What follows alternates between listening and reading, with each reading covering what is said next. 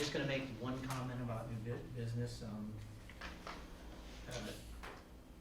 and that is that, before each board meeting, I go to New Jersey School Boards to the board notes, just to read what New Jersey School Boards is advocating for and keep everybody up to date, because you'll hear things in the news that aren't necessarily what is happening in our state. And the topic here is about New Jersey Department of Education to review certain learning standards at the governor's request. You may have heard in the news about, as board members, we need to read what the truth is and the facts are. Again, in Leader magazine, there's a lot of what the actual legislation is. What you'll get instead is you'll hear people saying, and parents saying, why are you teaching sex education to my child, as a first grader, et cetera. So what I would just urge board members to do is to just go to these New Jersey School Board's board notes, get what the facts are, and hear what's happening, because we do have a legislature that has a Senate Education Committee, and Senator Gopal is talking about legislation for transparency in health and sex education curriculum, but it just sets it straight. So my point is to get that information so that when people ask, you can tell them and guide them to the truth rather than what they may hear or speculate about. If I can add quickly, to that end, some place that you can trust that would preclude you from reading all this and trying to decipher an answer.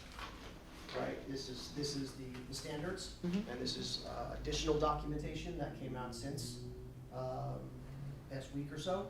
So it's a great resource, again, from a source you could trust, the School Boards Association, that again would give you solid direction without having to interpret everything when you're again volunteering your time in your busy lodge and things like that. So anything you can do to cut down on that, I'm all for it. Dr. Connors, one point for very quickly for new business, and thank you so much to the board for the T-shirts, and kudos to the township. I had the opportunity when I did work for Diversity Inc. To be a part of the Jackie Robinson Foundation. I had the honor of meeting Mrs. Robinson and Mr. Robinson's family members, a phenomenal organization that promotes scholarships for minority students and diverse students. And I would love to actually attend that day in particular, Saturday, May 14th. Dr. Connors, I believe you'll be joining me. I am the voting member for the NJSBA, the delegate assembly to speak on behalf of this board.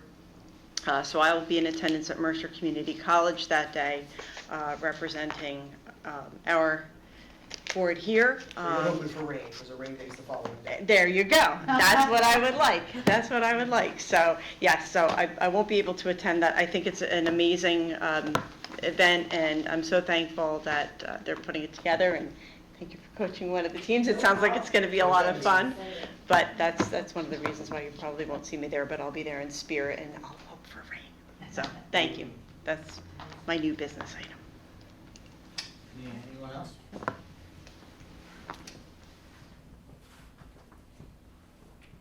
Next item is item 22, adjournment. Motion to adjourn. All those in favor?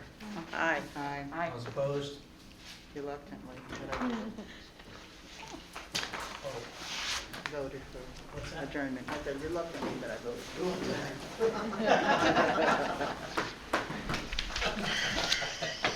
Set it up.